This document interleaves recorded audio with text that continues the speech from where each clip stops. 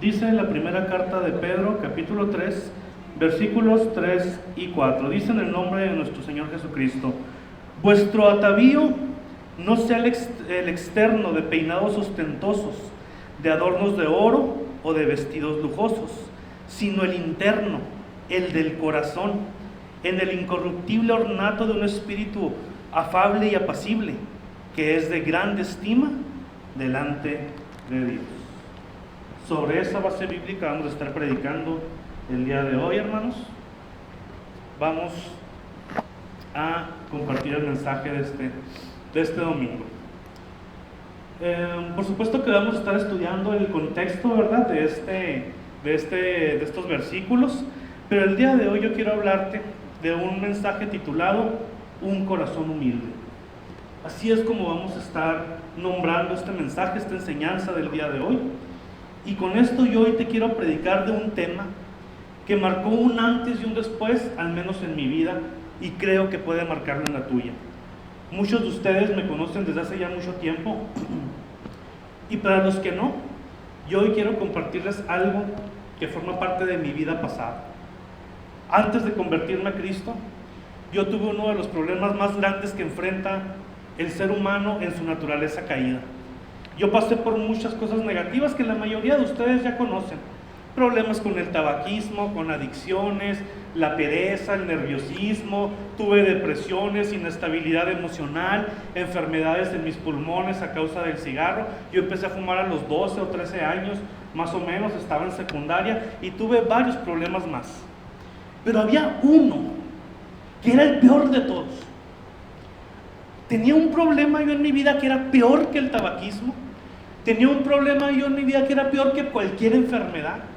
Tenía un problema yo en mi vida que es el más grande problema del ser humano. Tenía algo en mi vida que me hacía estar totalmente alejado de Dios. Algo tan peligroso y tan demoníaco que puede arrebatarte la oportunidad de conocer al Dios verdadero. Algo que Satanás quería sembrar en mi vida para destruirme y para robarme la oportunidad de encontrarme con ese Dios fiel, amoroso, misericordioso, que cuando me topé con Él me dio paz, me dio vida, me dio luz y me dio salvación eterna. Ese terrible problema que yo tenía en mi vida se llamaba orgullo. El peor problema del ser humano, el orgullo. El orgullo era parte de mi vida, hermanos. Estaba metido en lo más profundo de mí. ¿Qué es el orgullo? El orgullo es cuando crees que tú no necesitas de nadie en esta vida. El orgullo es cuando tú crees que eres suficiente. El orgullo es cuando tú piensas que todos están por debajo de ti. Es cuando crees que eres intocable y que las personas que existen en este mundo están para servirte a ti, para satisfacer tus gustos y para obedecer tus órdenes. Eso es el orgullo. El orgullo te hace creer que no te equivocas. Te hace creer que tienes derecho a lastimar a las personas. El orgullo te hace creer que nadie merece tu perdón o que nadie merece ser perdonado por ti. Te podría decir 1000 cosas más del orgullo, pero para resumírtelo, te digo que el orgullo es simplemente todo lo contrario al Evangelio de Jesucristo. Todo lo contrario. El orgullo y el Evangelio son como el agua y el aceite. El orgullo y el Evangelio son como el blanco y el negro, totalmente opuestos.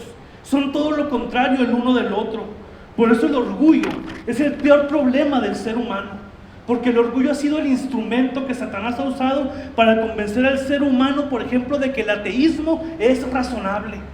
Hermanos, si algo a mí me queda claro es que el ateísmo no es una decisión racional.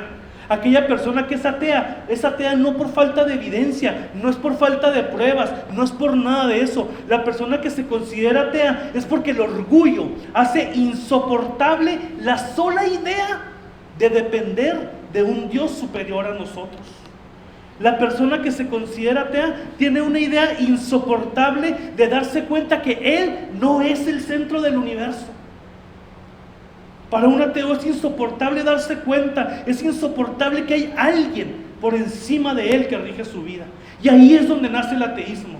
No nace de la razón, no nace del intelecto, no nace de la ciencia. El ateísmo nace del orgullo, del corazón del ser humano. Y ese era mi caso. Incrédulo por decisión, no por convicción. Incrédulo por decisión. Mi problema era un problema que muchos no notaban. ¿Sabes por qué, hermano? Porque el orgullo se esconde en lo más profundo de tu corazón para atacar a la primera oportunidad. La gente no te ve, la gente no te nota lo que hay en tu corazón, solamente Dios. Pero ese orgullo existe para lastimar tanto a otros como a ti mismo. El orgullo, hermano, que se escondía en mi corazón, me tenía lleno de situaciones negativas. Este orgullo se originó por algo que sucede en miles de familias, dentro de miles y miles de hogares. Y yo hoy le voy a hablar a los padres de familia, incluido yo. Yo crecí, hermano, con dos personas que hoy se encuentran ya en la presencia de Dios, mis amadísimas tías, que fueron las que me criaron. Ellas dos me amaron muchísimo, me criaron, me dieron estudios, me dieron ropa, me dieron todo lo que cualquier niño necesita. Pero ellas, tengo que reconocer que cometieron un error que muchos de nosotros también hemos cometido ahora que somos padres de familia. Ellas me consintieron en muchas cosas. Dijeron sí a muchas cosas que debieron haber dicho no. Nosotros cometemos este error muy frecuentemente, hermanos. Amamos tanto a los hijos que les decimos sí a todo. Yo crecí como un niño chiple, y no de esos que quieren estar en los brazos de los papás. No. Yo crecí como un niño de estos que tenían un tipo diferente de chiplería, de esa que me hacía creer que mi familia vivía y existía únicamente para satisfacerme a mí, para satisfacer mis caprichos, para satisfacer mi voluntad. Que si yo quería un juguete, no importaba cómo me había portado, no importaba qué travesura había hecho, no importaba cómo iba a la escuela, o no importaba si simplemente no había el recurso económico para comprármelo. A mí me lo tenían que comprar, porque si no me tiraba al suelo a llorar, a hacer berrinche, a gritar hasta que se hiciera mi santa voluntad. Fui un niño que vivió con la mentira de creer que todos tenían que hacer lo que yo decía. Mis amigos tenían que jugar a lo que yo quería y cuando yo quería. Si no, había bronca. Si mis tías querían ir a un lugar y yo no, pues ni modo, se hacía lo que el niño quería que se hiciera. Y hermano, es que un niño no tiene la capacidad de discernir palabras que los adultos usamos metafóricamente para decirle a nuestros hijos que los amamos. Se usan palabras como mi rey, mi príncipe, el niño o la niña más guapa, más hermosa, más inteligente del mundo. Palabras que la mente de un niño malinterpreta porque es una mente infantil. Y a mí me pasó eso.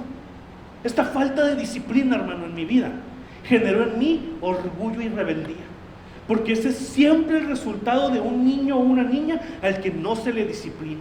Un niño que crece viendo que sus padres están a su servicio, que a todo le dicen que sí, por más absurdo que sea, y que no tiene consecuencias de ninguno de sus actos, va a crecer con el corazón lleno de orgullo y lleno de rebeldía, siendo totalmente incapaz de sujetarse a Dios. Y el orgullo se convirtió en mi peor enemigo.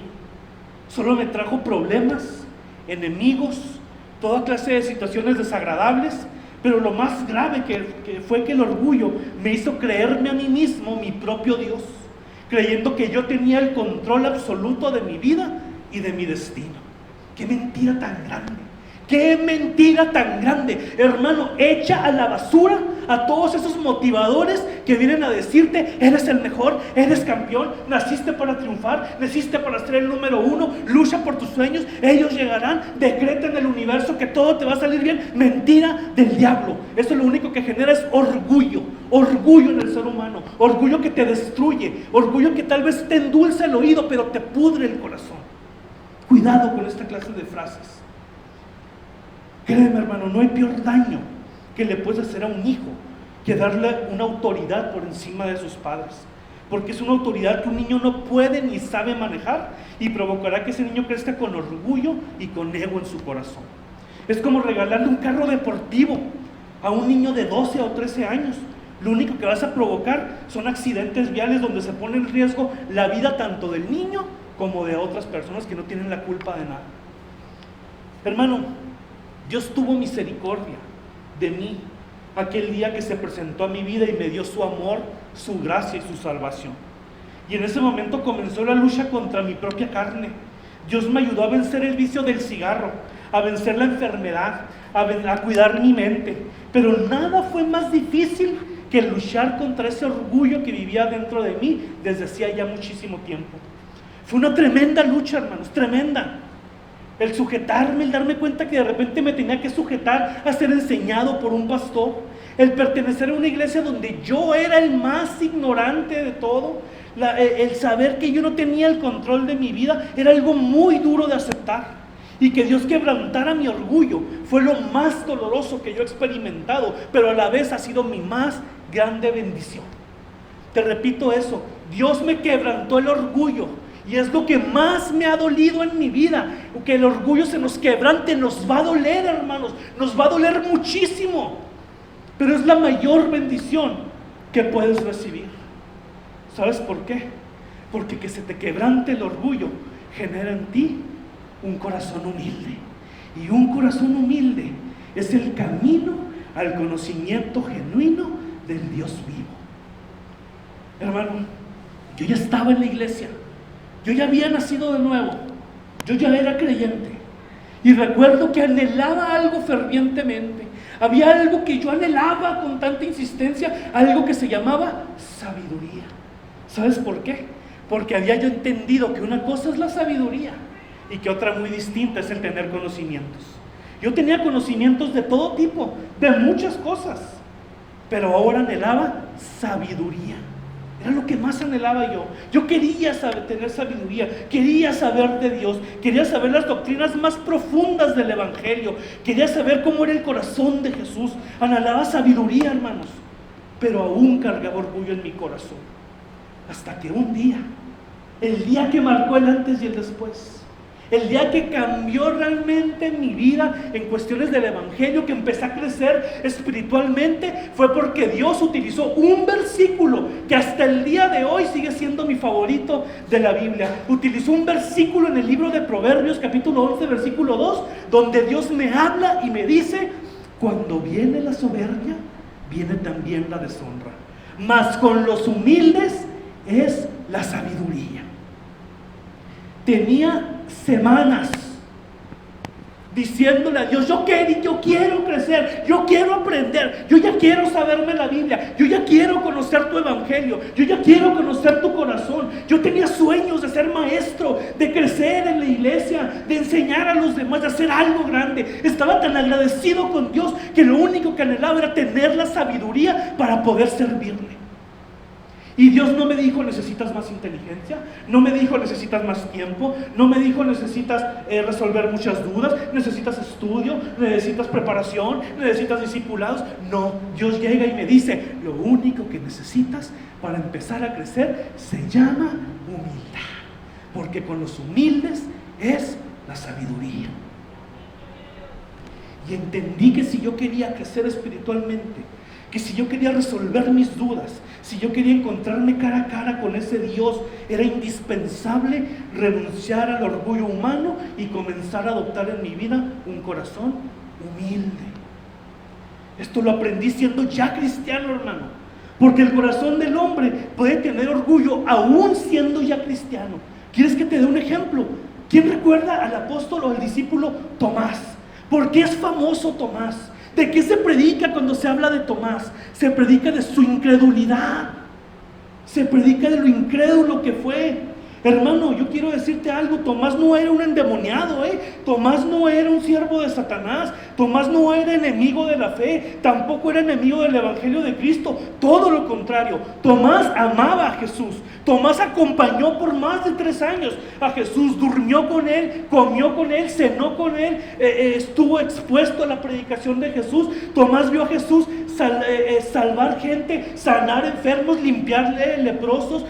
Tomás vio a Jesús multiplicar los peces y los panes, vio a Jesús convertir el agua en vino. Tomás vio a Jesús hacer toda clase de cosas extraordinarias. Tomás vio a Jesús hacer que la tormenta se calmara únicamente con la orden de su voz. Y de repente Tomás se encuentra frente a un Jesús resucitado, un Jesús que le había dicho un tiempo atrás: ¿sabes qué? Los hombres me van a matar, pero voy a resucitar al tercer día. Yo he de morir, pero voy a resucitar al tercer día. Y 3 días después de su crucifixión, Jesús se aparece vivo y empieza a hablarle a sus discípulos y se presenta frente a Tomás. Y Jesús decide conservar las llagas en sus manos, las llagas en sus pies, para decirle: mira, Tomás, soy yo, aquí están las marcas de los clavos, aquí están. Y Tomás todavía incrédulo. Hermano, ¿qué fue lo que pasó con Tomás? Lo que pasó con Tomás fue que él necesitaba más pruebas de las razonables. Y esto se llama orgullo. Tomás tenía incredulidad en su corazón, a pesar de todo lo que había vivido con Jesús. Él ya había sido elegido por Dios para ser un apóstol. Él ya había sido elegido por Dios para predicar el evangelio. Había fe en el corazón de Tomás, sí. Había fe, era un buen hombre. Jesús lo amaba. Tomás no traicionó a Jesús como Judas o como Pedro. No lo negó. Pero cuando lo vio resucitado, ese orgullo que hay dentro del ser humano salió en Tomás. Y aunque veas, hermano, por eso es que Dios nos aparece así visiblemente, porque hay seres humanos que ya decidieron no creer, y no porque no haya pruebas, decidieron no creer porque hay orgullo en su corazón. Hay orgullo. Hay personas que aunque vean a un muerto salir de la tumba, no van a creer.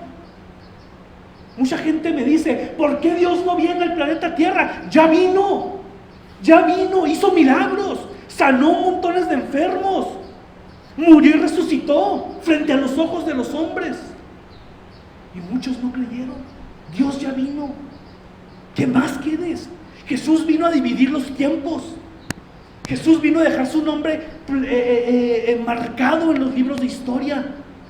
Hay personas que son ateas y que por más ateas que sean, tienen que reconocer que hubo un Jesús que ocasionó un movimiento extraordinario. La gente que no cree es porque no quiere creer, hermano. No porque no haya pruebas de que existe un Dios. El ateísmo, hermano. El ateísmo ve un universo perfectamente ajustado, que funciona perfectamente, ve los componentes químicos adecuados para que sobrevivamos los seres humanos, como por ejemplo el oxígeno que respiran nuestros pulmones, ve lo maravilloso y complejo que es el ser humano, ve una tendencia en el ser humano a tener una moral que no puede explicar, que no sabe de dónde proviene, ve a los planetas no salirse de sus órbitas, y ve la perfección de la naturaleza, y aún así decide creer que todo salió de la nada, que es un accidente químico, de una mezcla de materia que se creó el universo. Hermano, eso no es intelecto, eso no es razonamiento, eso no es inteligencia, eso es orgullo. Orgullo. Los apóstoles, hermano, entrando en el texto que leímos ahorita, los apóstoles aprendieron de Jesús muchas cosas, pero nada fue más impactante para ellos que testificar en carne propia la humildad que habitaba en aquel hombre llamado Jesús.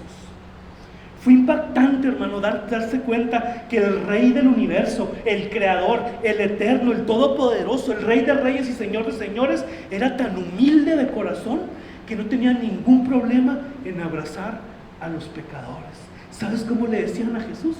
¿Sabes cómo lo señalaban con el dedo? Y decían: ahí va el amigo de los pecadores. Y no porque Jesús fuera un pecador, sino porque Él amaba tanto a la gente que no le importaba su condición. Él las amaba, Él abrazaba a los ladrones, a las prostitutas, a toda esa clase de personas que llegaban llenas de pecado, llenas de inmundicia en su vida. Jesús las abrazaba, las aceptaba, las sanaba y las salvaba. Fue impactante para los discípulos, más que cualquier milagro, ver el corazón tan humilde que había en el Creador del universo. Esto quedó muy marcado en los discípulos.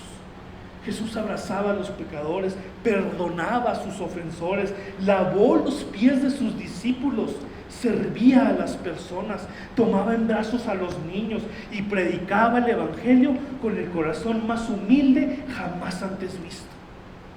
Y esto se quedó muy marcado en los discípulos y entendieron la importancia que tiene la humildad dentro de la vida cristiana. Tanto que la humildad es una enseñanza constante en sus ministerios, y esto lo podemos ver en las cartas que escribieron. Una humildad que no comenzó con los apóstoles, sino es una humildad que viene plasmada desde el Antiguo Testamento. Son muchos, hermanos, los versículos que podría usar para hablar de humildad, Pero me encantó cómo lo plasmó el apóstol Pedro en la porción que leímos en su primera carta.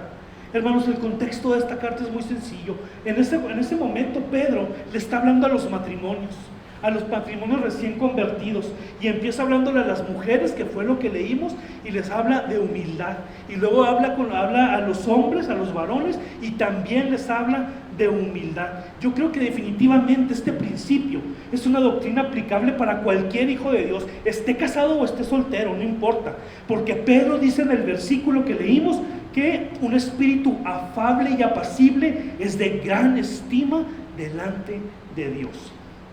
Ahora, yo no sabía que era afable y apacible. ¿Sabes qué significa? Cuando Pedro habla de un espíritu afable y apacible, él está hablando de un espíritu en el que no hay violencia, en el que no hay brusquedad, en el que hay mansedumbre, en el que hay templanza dentro de ese corazón. En otras palabras, hermano, Dios se agrada de un corazón manso y humilde. Hermano, tenemos que entender que la pobreza no es humildad, porque mucha gente considera que eso es humildad. Hay pastores que ellos, aunque les va bien económicamente, ellos dicen, no, yo me tengo que poner guarachito y camisita trozada, así, remendada, para verme bien humilde. No. La humildad de la que habla el Evangelio es del corazón, en tu actitud, en tu mente. Muchos piensan también que ser humilde es ser dejado y permitir que la gente te haga daño cuantas veces quiera, ponerte como costal de box para que hagan contigo lo que les dé la gana. Eso tampoco es humildad. La humildad de la que la Biblia habla es una postura del corazón delante de Dios primeramente y después ante las personas. La humildad es entender que el cristianismo no consiste solo en hacer buenas obras externas, sino en tener un cambio interno en el corazón, un cambio en tu mente. Necesitas humildad, hermano, es indispensable la humildad para amar a las personas. Necesitas humildad en tu corazón para crecer en tu vida cristiana. Necesitas humildad simple y sencillamente para parecerte a Jesús. ¿Quieres parecerte a Jesús? Necesitas humildad, porque ese es el más grande distintivo de Jesús. La humildad te hace entender que dependes enteramente de Dios, y eso te va a llevar a ti a tener una relación genuina con Él. La humildad te permite conocer a Dios. La humildad es la puerta para conocer a Dios. El conocimiento es bueno, pero el conocimiento sin humildad no sirve de nada. Así te sepas la Biblia entera, así te sepas todos los versículos, así seas tremendo predicador, tremendo maestro, si no hay humildad en tu corazón, no provocarás nada en las personas. Y yo encuentro en la carta de Pedro algo bien interesante. Te recomiendo, hermano, que ahí en tu casa, te voy a dejar esta tarea, que ahí en tu casa leas toda la carta de Pedro, para que veas que en esto que te voy a decir no estoy mintiendo. Pedro habla de muchas doctrinas hermosas. Habla de salvación, de redención, de carácter, de la resurrección de Cristo, de su gracia, del pecado, de la sujeción bíblica y muchas doctrinas más. Pero todas y cada una de ellas, todas están sujetas a la humildad en el corazón de las personas. Hermano, lee la carta completa y vas a encontrar la humildad en muchas ocasiones. Como por ejemplo cuando Pedro deja de hablarle a los matrimonios y les empieza a hablar a los jóvenes y les dice las siguientes palabras: jóvenes, revestíos de humildad, porque Dios resiste a los soberbios y da gracia a los humildes. Y más adelante vuelve a hablar de la humildad diciendo: humillaos pues bajo la poderosa mano de Dios. Y con este versículo, ¿cuántos seres humanos no se han topado con pared al decir: no, humillarme no, a mí el mundo me ha enseñado que yo delante de nadie me tengo que humillar, que yo soy el mero mero, que yo nací para triunfar, que yo nací para vencer, que yo nací para ser feliz? Tú naciste para el infierno, hermano. Tú naciste para el infierno, y si nos vamos a ir al cielo es por la gracia de Dios, pero necesitamos humildad. Tú no naciste para ser un triunfador, tú no naciste para ser feliz, tú naciste corrupto, pero la gracia de Dios hoy viene a abrirte los brazos y decirte: aquí está la salvación, aquí está el sacrificio de la cruz, fue por ti, porque no naciste para ser triunfador, porque naciste condenado. Por eso es que Jesús tuvo que ir a morir en tu lugar. Y se necesita humildad para reconocer eso, hermano. Humildad. Hermano, revístete de humildad. Deja toda esa basura que los motivadores actuales quieren meter en tu mente y en tu corazón. Es basura, basura.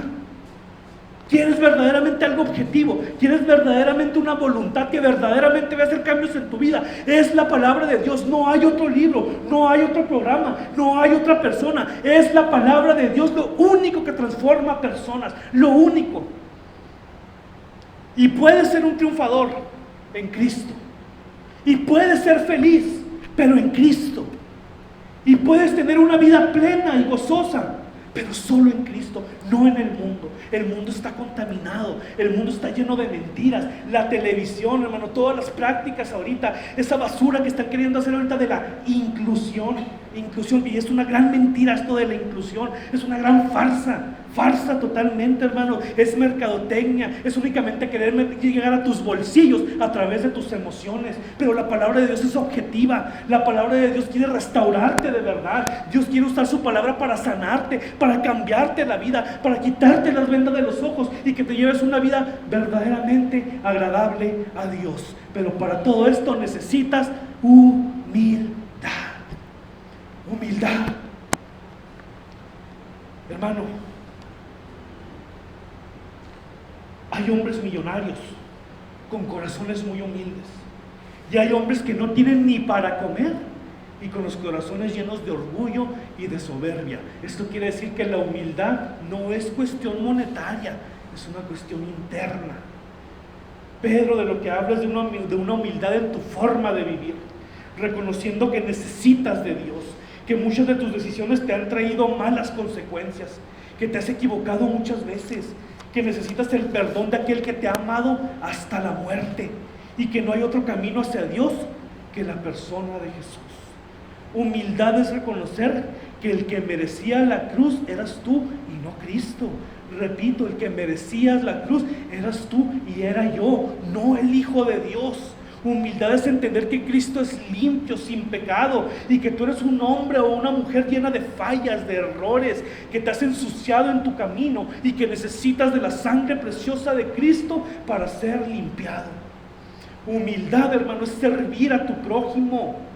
Como dijo Pablo en la carta a los Filipenses, él dijo: con humildad consideren a los demás como superiores a sí mismos. Ese es el evangelio, que Dios haga un cambio tan grande en tu vida, que cuando tú veas a las personas, no importa si en tu concepto son buenas o son malas, no importa si en tu concepto lo merecen o no, lo que importa es que Dios genera dentro de nosotros corazones tan humildes que al momento de ver a las personas las amamos, las aceptamos, las recibimos. ¿Por qué? Porque me encuentro como inferior a ellas, porque yo estoy para servir a los pecadores. Jesús sirvió a los pecadores. Jesús lavó los pies de seres humanos que unos minutos más tarde iban a salir corriendo para abandonarle. Jesús se hincó a lavar los pies de los discípulos, sabiendo que en unas horas esos mismos pies iban a salir corriendo para abandonarle, para traicionarlo y para negarlo. Eso es humildad, eso es amor, y nosotros tenemos que hacer lo mismo que Jesús. Lavar los pies de aquellos que tal vez no lo merezcan. Amar y recibir a aquel que tal vez en nuestro concepto son malas personas. Pero nosotros no estamos aquí para juzgar si el hombre es bueno o es malo. Nosotros estamos aquí para amar, para traer el evangelio de Jesucristo, para quitar la venda de los ojos de las personas y enseñarles que existe un Dios por encima de toda la mitología humana que se ha creado ahorita. ¿Te das cuenta, mi hermano? Que el mundo te dice que eres el mejor, que no necesitas de nadie para ser feliz, que el diablo te mete la mentira de que eres superior a cualquiera, que puedes burlar a la muerte y hasta al mismísimo infierno entero. Pero la palabra de Dios te dice todo lo contrario, que te consideres inferior a los demás y que los sirvas con amor, porque el reino de Dios consiste en servir y no en ser servido. Porque hay una gran promesa de parte de Dios que viene desde Proverbios en el Antiguo Testamento, y que el apóstol Santiago lo confirma en su carta del Nuevo Testamento, que dice así: el altivo será humillado, pero el humilde será enaltecido. Hermano, hoy vamos a orar para que Dios nos lleve a tener un corazón humilde, porque un corazón humilde recibe muchas bendiciones. ¿Me prendes la música, padre? Un corazón humilde permite que Dios trabaje en nuestra santificación. Esa santificación que nos convierte en mejores personas, en personas que rechazan los vicios, que viven con ética y honestidad, en personas de bien que ayudan a los demás y que pueden hacer la diferencia en tu ciudad. Un corazón humilde vive en obediencia a Dios. Hermano, el cambio de tu ciudad no está en la política, no está en decirle sí a todo. Que si las personas se creen canguros, decirle sí, eres un canguro. Que si las personas se creen animales o se creen del otro sexo, decirle sí, eres del otro sexo. No, ahí no está el cambio. El cambio está en la verdad, no en darle gusto a las personas, sino en agradar a Dios. Un corazón humilde vive en obediencia a Dios. Hay muchas personas, hermano, que piensan que le hacen un favor a los pastores al asistir a su iglesia. Mucha gente va a la iglesia diciendo, voy para hacerles el favor porque me han invitado, porque vinieron y porque me mandaron un regalito. Voy a hacerles el favor de ir a asistir a su iglesia. No, eso es orgullo. El congregarse debe ser por obediencia a Dios y no por quedar bien con los hombres. El bautizarse debe ser por obediencia. El orar debe ser por obediencia. El perdonar a tu ofensor debe ser por obediencia. El escudriñar la Biblia debe ser por obediencia. Crecer en conocimiento y ponerlo en práctica se hace por obediencia.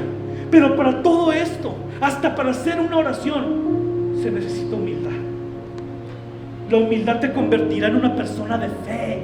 La fe no viene de ti, la fe la deposita Dios en tu vida. Dios toma tu corazón y te llena de fe, te hace rico en fe. Pero ¿sabes cuándo pasa eso? Cuando tú eres humilde de corazón. Una persona humilde sabe que Dios tiene todo bajo control, que nada en tu vida ha sucedido sin algún propósito. Tal vez hoy no lo entiendes, pero mañana lo vas a entender. Los que hemos experimentado el poder del Evangelio, los que hemos experimentado el poder de Dios, todos coincidimos en que en algún momento de nuestra vida hemos dicho, oh, por eso me pasó aquello, por eso tuve que sufrir hace años. Aquí está el fruto, aquí está el porqué. Por eso es que Dios quitó a esa persona de mi vida. Por eso es que esa persona que yo quería tanto me dio la espalda. Oh, por eso es que esta persona tuvo que atravesar esa enfermedad. Y todos, hermanos, hemos experimentado esto. Llega un momento en el que Dios te dice, no lo entendías, pero había un propósito detrás de todo. De esa situación que te ha hecho llorar, que te ha hecho entristecerte, que te ha hecho pasar noches en vela, que te ha hecho daño en tu corazón. Hay un propósito detrás. Dios está al control, pero se necesita humildad para entender esto. La humildad te dará esperanza, hermano, entendiendo que muchas cosas no están en tus manos, pero que eso no es algo malo. Al contrario, eso te llevará a tomar una de las mejores decisiones de tu vida, que es decirle al Señor, ¿sabes qué? Reconozco que no puedo, pero aquí está mi familia, aquí están mis hijos, mis nietos, mi negocio, mi casa, mi empleo, mis finanzas, todo pongo en tus manos, porque es el mejor lugar donde puedes estar. Las manos de Dios. Haz tu parte y Dios hará la suya, hermano. La humildad en el corazón te hará ver la gloria de Dios y experimentar las más hermosas experiencias con tu Padre Celestial, porque la gloria de Dios es Él mismo. La gloria de Dios no son bendiciones terrenales. La gloria de Dios, hermano, no es economía, no es salud, cosas que son buenas, pero la gloria de Dios es algo más. La gloria de Dios es la misma presencia de Dios en tu vida, en tu día, en tu noche. Hermanos, hemos tenido experiencias, los creyentes, tan hermosas, que hemos pasado noches en vela, gozosos en la presencia de Dios, y al día siguiente hemos estado desvelados, cansados, pero encendidos en el Espíritu. Pero se necesita humildad. Y finalmente, con esto termino, necesitas humildad para reconocer que no puedes alcanzar el cielo por tu cuenta.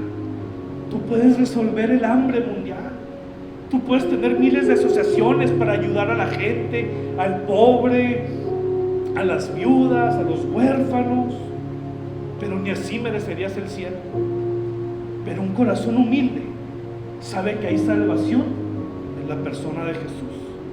Si tú no has tomado, hermano, si tú no has tomado la decisión de aceptar a Jesús en tu vida, hoy es el día en que tú puedes revestirte de humildad y reconocerlo como tu único y suficiente Salvador. Y si tú ya eres cristiano, pues toma nuevamente la decisión, porque el orgullo ataca nuestra vida constantemente y debemos estar firmes en la lucha por permanecer humildes. El luchar contra el orgullo será una lucha diaria, aún siendo ya hijo de Dios. Pero tú sabes, hermano, ¿cuál es la mejor forma de permanecer humilde? ¿Cómo logro yo esto? Simplemente, hermano, simplemente dirigiéndote al mismo lugar que yo te quiero llevar en cada predicación, a la cruz del Calvario. Aquella cruz donde fueron clavados tus pecados y los míos. Tú tienes la capacidad, y esto yo le he preguntado a los ateos y a la ciencia, ¿cómo explicas esto? Que los seres humanos tengamos la capacidad de en nuestra mente poner la imagen de la cruz y regresar 2000 años en el pasado para ver al Hijo de Dios cargando tus pecados y los míos. La gente normalmente en el mundo te dice, para atrás ni para agarrar vuelo, no voltees para atrás, el pasado que se quede atrás. Pero el Evangelio te dice, todos los días de tu vida, voltea 2000 años atrás, voltea 2000 años atrás y recuerda lo que un inocente hizo por ti. Recuerda lo que alguien limpio, sin pecado, hizo por ti. ¿Sabes qué fue lo que hizo? Te amó hasta la muerte. Te amó hasta la última gota de su sangre. Te amó en el peor de los dolores, en el peor de las angustias, en el peor de los escenarios. Él decidió amarte hasta la muerte. Ese es el significado de la cruz. Un inocente dando su vida por amor a los que no merecíamos nada. Hermano, eso es lo que necesitas para revestirte de humildad. Entender que el Hijo de Dios dio su vida por ti. No cualquier persona, no cualquier ser. El Hijo de Dios decidió dejar su deidad, dejar de ser el Todopoderoso para convertirse en esto, en carne, en hueso, en piel, que sentía frío, que sentía hambre, que sentía dolor, que sentía calor, que tenía toda clase de debilidades físicas. Y todo eso lo hizo por ti y por mí. Hermano, tus pecados fueron clavados en esa cruz, los míos también. En esa cruz recibimos un regalo que no merecíamos, pero que Dios en su inmenso amor decidió darnos. Yo te invito a que te pongas de pie para terminar este mensaje. Ponte de pie, hermano, y vamos a hacer una oración.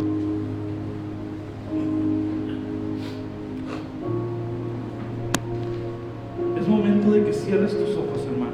Muchas veces cerrar los ojos se nos complica, batallamos, el ruido nos distrae, pero haz el esfuerzo de permanecer con tus ojos cerrados un minutito, porque yo quiero que oremos por este mensaje. Bendito Padre Celestial, yo quiero pedirte, Señor, que a través de este mensaje obres en la mente y en los corazones de todos los que estamos aquí presentes, Señor. Necesitamos humildad, Señor, para manejarnos en esta vida. Necesitamos más que conocimiento, necesitamos más que asistir cada domingo. Necesitamos adoptar un corazón humilde, Señor, para agradarte a ti, para marcar un cambio en la sociedad.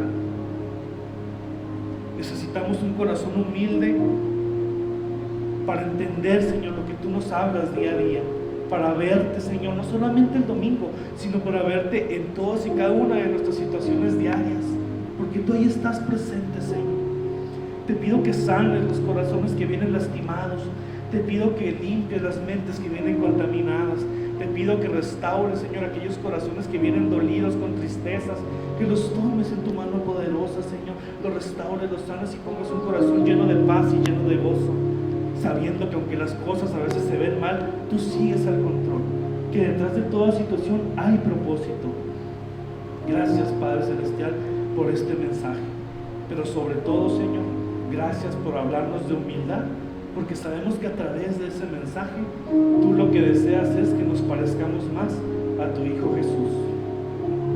Danos la humildad para amar, para perdonar, para vivir agradecidos, para seguirnos congregando con gozo, con expectativa, para crecer en fe, en conocimiento bíblico, pero sobre todo para vivir agradándote a ti, Señor, a ti, nuestro Padre. Todo esto yo te lo pido, Señor, en el nombre poderoso de Cristo Jesús. Amén y amén.